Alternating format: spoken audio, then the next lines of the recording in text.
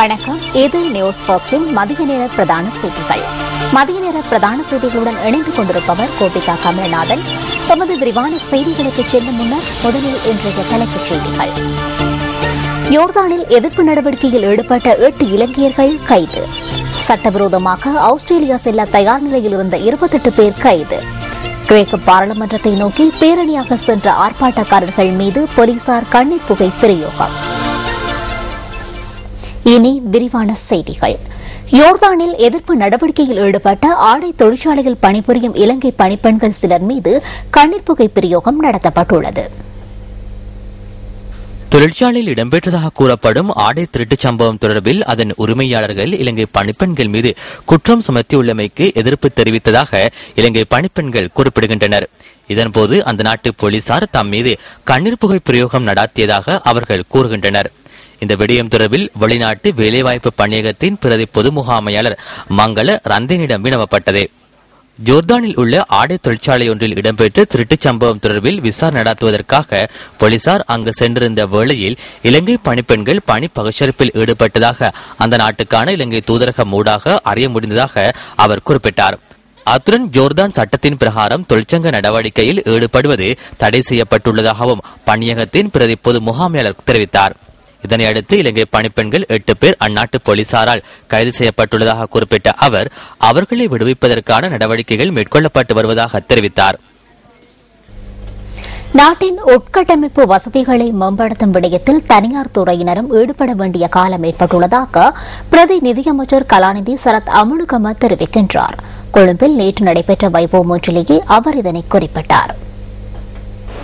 The latest report of the United Nations says ஐக்கிய நாடுகளின் புதிய அறிக்கைகள் பிரகாரம் 2013ஆம் ஆண்டு துரிதமாக அபிவிருத்தி அடையும் நாடுகளில் இலங்கை அடையாளப்படுத்தப்பட்டுள்ளது. நாட்டின் உட்கட்டமைப்பு வசதிகளை மேம்படுத்தும் விடயத்தில் தனியார் துறையினருக்கு பாரிய பங்கு உள்ளது. தொடர்ந்து அதனை அரசாங்கத்தினால் மாத்திரம் செய்ய முடியாத நிலைமை ஏற்பட்டுள்ளது. எனவே அரசாங்கத்தை போன்று தனியார் பிரிவினரும் இதில் ஈடுபட வேண்டிய காலம் வந்துள்ளது என்பதனை கூறுகின்றேன். That is the need of the hour. I don't think government can go on spending like this very much into the future. It must be a partnership. யுத்தம் நிறைவடைந்து 4 வருடங்கள் ஆகின்ற போதிலும் வவுனியா பூந்தோட்டம் பகுதியில் மக்கள் தொடர்ந்து முகாம்களில் வாழ்வதனை அவதானிக்க முடிகின்றது. தமக்கு இதுவரை எவ்வித சலுகைகளும் வழங்கப்படவில்லை என இவர்கள் தெரிவிக்கின்றனர். வவுனியா பூந்தோட்ட முகாமில் 129 குடும்பங்களைச் சேர்ந்த சுமார் 400 பேர் வசிக்கின்றனர். 1997ஆம் ஆண்டு இந்த முகாமிற்கு வந்த இவர்கள் கிளிநொச்சி, யாழ்ப்பாணம் மற்றும் முல்லைத்தீவு பகுதிகளைச் சேர்ந்தவர்கள். 16 வருடங்களாக முகாமில் வாழும் தமக்கு 2010ஆம் ஆண்டுக்கு பின்னர் தமக்கு எவ்வித வசதிகளும் வழங்கப்படவில்லை என இவர்கள் குற்றம் சுமத்துகின்றனர். மலசலக்கூட வசதி உள்ளிட்ட அடிப்படை வசதிகள் கூட தமக்கு வழங்கப்படவில்லை என இவர்கள் குறிப்பிடுகின்றனர். முகாம்களுக்கு அரசாங்கத்தினால் இலவசமாக மின்சார வசதி வழங்கப்பட்டிருந்த போதிலும் 2010ஆம் ஆண்டு முதல் மின்சார வசதி துண்டிக்கப்பட்டுள்ளதாகவும் தமக்கான நிரந்தர வருமான மார்க்கம் ஒன்று இல்லை எனவும் இவர்கள் அங்கலாய்க்கின்றனர். அதிகாரிகள் தமக்கு விரைவில் தீர்வொன்றை பெற்றுத்தர வேண்டும் என்பதே இவர்களின் கோரிக்கையாகும். அக்கரைப்பற்று கல்வி வலயத்திற்குட்பட்ட பொத்துவில் சின்ன உல்லை அல் அஸ்கர் பாடசாலைக்கு முன்பாக இன்று கவனஈர்ப்பு போராட்டம் ஒன்று இடம்பெற்றது. பாடசாலையில் நிலவும் ஆசிரியர் பற்றாக்குறையை நிவர்த்தி செய்யுமாறு வலியுறுத்தி பாடசாலை சமூகத்தினரும் பிரதேச மக்களும் இணைந்து இன்று இந்த கவனஈர்ப்பு போராட்டத்தில் ஈடுபட்டனர். மாணவர்களின் கல்வி நலனை கருத்தில் கொண்டு உடனடியாக ஆசிரியர் பற்றாக்குறையை நிவர்த்தி செய்வதற்கு அதிகாரிகள் நடவடிக்கை எடுக்க வேண்டும் எனவும் ஆசிரியர்களை இடமாற்றம் செய்யக்கூடாது என்றும் கவனஈர்ப்பு போராட்டத்தில் ஈடுபட்டவர்கள் வலியுறுத்தினர். பாடசாலையில் 32 ஆசிரியர்கள் பதிலாக தற்போது 17 ஆசிரியர்கள் இருக்கின்றார்கள். ஆண்டு 6லிருந்து 11 வரைக்குமான பாடத்திட்டங்களுக்கு இதுவரைக்கும் தமிழ் பாடமும் வேறொரு விஞ்ஞான பாடம் மாத்திரம் இடம்பெற்றுக் கொண்டிருக்கின்றது. வேறொரு பாடத்துக்குரிய ஆசிரியர்களும் இல்லை. கடந்த 2011ஆம் ஆண்டு பாடசாலைக்கு நியமிக்கப்பட்ட ஆசிரியர்களில் 2012ஆம் ஆண்டு 15 ஆசிரியர்களை இந்த கல்வி அதிகாரிகள் இங்கிருந்து இடமாற்றம் செய்துள்ளார்கள். அவர்களில் ரீப்ளேஸ்மெண்ட், அதாவது மீள்நிரப்பல் இல்லாமல் இவர்களை இடமாற்றம் செய்தால் இங்குள்ள பிள்ளைகளின் கல்வி நிலை என்ன ஆகுவது? இதனையடுத்து அங்கு வருகை தந்த பொத்துவில் கோட்ட கல்வி பணிப்பாளர் அப்துல் அசீஸ் பிரச்சினை தொடர்பாக கவனஈர்ப்பு போராட்டத்தில் ஈடுபட்டவர்களுடன் கலந்துரையாடினார்.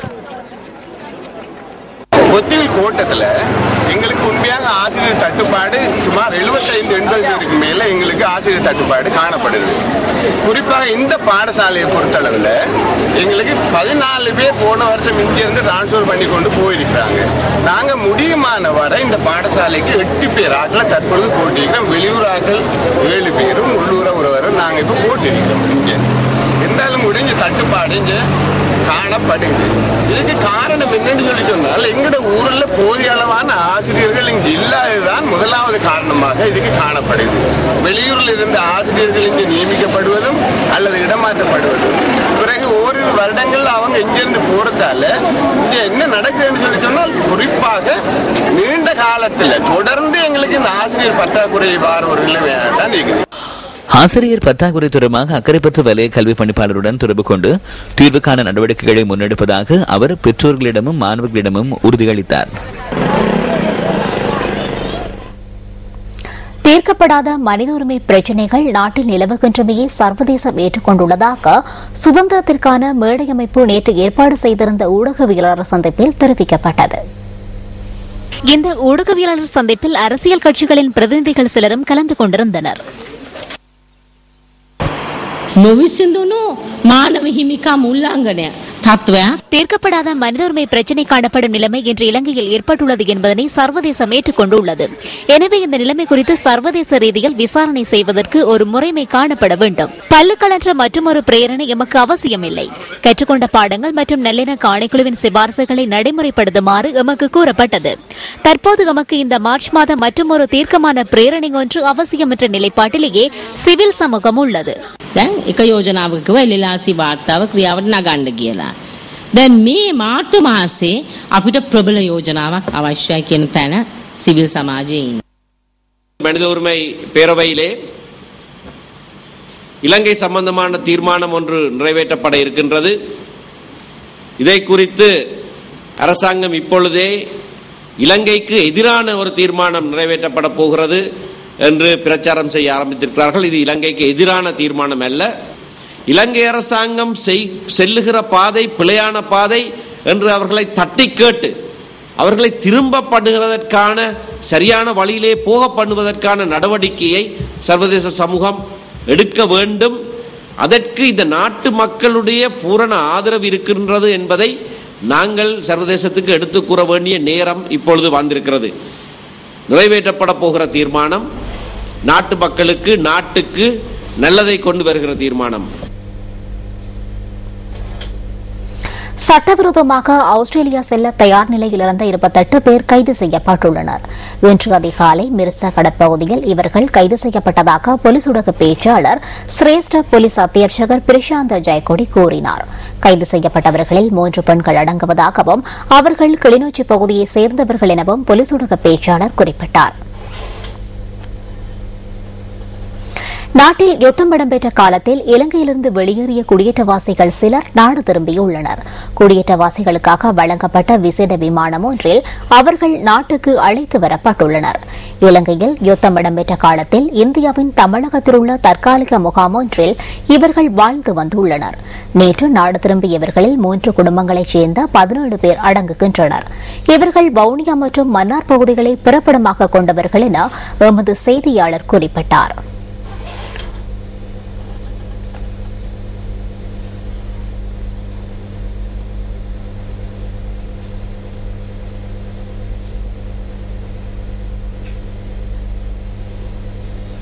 ஹேட்டன் பிரதேசத்தில் பாடசாலை மாணவர்கள் மற்றும் ஆடை தொழிற்சாலைகளுக்கான போக்குவரத்தில் ஈடுபடும் வேன்கள் மற்றும் பஸ்கள் இன்று சோதனைக்கு உட்படுத்தப்பட்டன. இதன்போது இன்று மதியம் வரை 22 வாகனங்களுக்கு தடை விதிக்கப்பட்டுள்ளது. மத்திய மாகாண பயணிகள் போக்குவரத்து அதிகார சபையின் பரிசோதகர் மற்றும் நுவரெலியா மாவட்ட மோட்டார் வாகன பரிசோதகர் ஆகியோரின் தலைமையில் இந்த சோதனை நடவடிக்கைகள் முன்னெடுக்கப்பட்டன. ஹேட்டன் போலீஸ் வளாகத்தில் இன்று அதிகாலை இந்த சோதனை நடவடிக்கைகள் ஆரம்பிக்கப்பட்டதாக எமது செய்தியாளர்கள் தெரிவித்தனர். சோதனைக்கு உட்படுத்தப்பட்ட சில வாகனங்களில் காணப்படும் குறைபாடுகளை திருத்திக் கொள்ள 14 நாட்கள் நிவாரண காலம் ஒன்று இதன்போது வழங்கப்பட்டது. பெரும்பாலான வாகனங்களுக்கு மத்திய மாகாண பயணிகள் போக்குவரத்து அதிகார சபையின் போக்குவரத்துக்கான அனுமதி பத்திரம் பெற்றுக் கொள்ளாத காரணத்தினால் அவற்றை பெற்றுக் கொள்வதற்கும் 14 நாட்கள் நிவாரண காலம் வழங்கப்பட்டதாக எமது பிராந்திய செய்தியாளர் குறிப்பிட்டார்.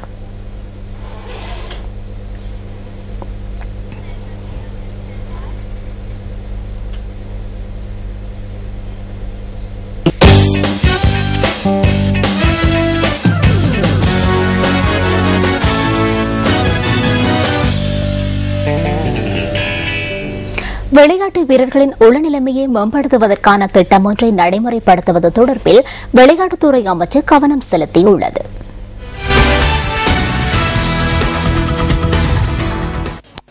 விளையாட்டுக் கழகங்கள் அல்லது அணிகளில் உள்ள வீரர்களில் அநேக மாணவர்கள் உளரீதியாக பல்வேறு பிரச்சினைகளை எதிர்நோக்குகின்றமையினால் இந்த நடவடிக்கை எடுக்கப்பட்டுள்ளதாகவும் இது அவர்களுக்கு பலன் பெறும் வகையில் அமையும் எனவும் விளையாட்டுத்துறை அமைச்சர் விடுத்துள்ள அறிக்கையில் குறிப்பிடப்பட்டுள்ளது. குறித்த அமைப்புகளிலிருந்து கிடைத்த தகவல்கள் இது உறுதியாவதாக அதில் சுட்டிக்காட்டப்பட்டுள்ளது. அதன்படி வீரர்களின் உளநல மேம்பாட்டிற்காக செயலமர்வுகளை விளையாட்டுத்துறை அமைச்சர் நடத்த உள்ளது. அத்துடன் தடை செய்யப்பட்ட ஊக்கமருந்து பாவனையை நிறுத்துதல், உணவு போஷாக்கு போன்ற விடயங்கள் தொடர்பிலும் ஆலோசனைகள் வழங்கப்பட உள்ளன.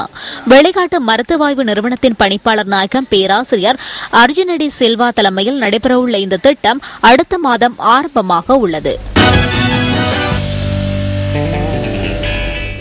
விளையாட்டை நேசித்து செயற்படுவோர் நாட்டில் குறைவு என விளையாட்டுத்துறை அமைச்சர் மஹிந்தானந்த அலுத்கமகே தெரிவிக்கின்றார். விளையாட்டு அபிவிருத்தி திணைக்களத்தில் நடைபெற்ற வைபவம் ஒன்றிலேயே அவர் இதனை குறிப்பிட்டார்.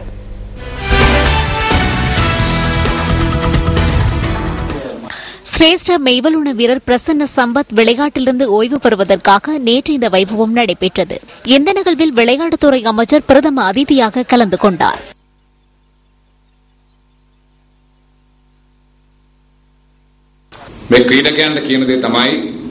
போட்டியில் வெற்றி பெற்ற பின்னர் அதிலிருந்து ஓய்வு பெற்று எதனையும் செய்யாதிருக்க வேண்டாம் என்பதனையே விளையாட்டு வீரர்களுக்கு நான் கூறுகின்றேன். உங்களை போன்ற வீரர்கள் இந்த நாட்டில் உருவாக்குவதற்கு உதவி புரியுங்கள். அதற்காக அமைச்சரிடம் வரவேண்டிய அவசியமில்லை. வீரர் ஒருவர் போட்டியொன்றில் வெற்றி பெறுவாராயின் அந்த பணம் அந்த வீரருக்கு உரியது. இதற்கு பின்னர் வெற்றி பெற்ற எந்த ஒரு வீரரும் அரசியல்வாதியிடம் அதாவது அமைச்சரிடம் செல்ல வேண்டிய அவசியம் இல்லை. நாட்டை நேசிப்போர் அல்லது விளையாட்டை நேசிப்போர் இந்த நாட்டில் குறைவு என்பதனை கூற வேண்டும். ඇඟට අරගෙන මේක කරන මිනිස්සු අද රටේ හරි අඩුයි. හැමදෙනාගේම තියෙන උනන්දුව හා කැපකිරීම அனைவர் மத்தியிலும் காணப்படும் ஆர்வம் விளையாட்டு வீரர்களிடம் ஏற்பட்டால் எமக்கு சிறந்த பயணம் ஒன்றை செல்ல முடியும். வீரர்களிடம் உள்ள திறமையை போன்று பயிற்றுவிப்பாளரிடம் காணப்படும் திறமையும் வெற்றிக்கு மிகவும் முக்கியமானது. இறுதி தருணத்திலாவது இது குறித்து செயற்படுவது தொடர்பில் நான் நன்றி செலுத்துகின்றேன். சர்வதேச 48 பதக்கங்களுக்கு பாத்திரமான பிரசன்ன சம்பத் அமரசேகர ஆசிய விளையாட்டுப் போட்டிகளில் 3 தங்கப்பதக்கங்களை சுவீகரித்துள்ளார். 400 மீட்டர் மற்றும் 200 மீட்டர் ஓட்டப் போட்டிகளில் ஆசிய கிராண்ட் ஃப்ரீ போட்டிகளில் இவர் 10 தங்கப்பதக்கங்களை வென்றெடுத்துள்ளார்.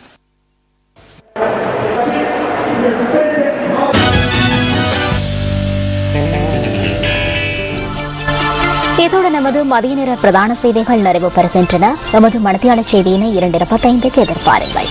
வணக்கம்.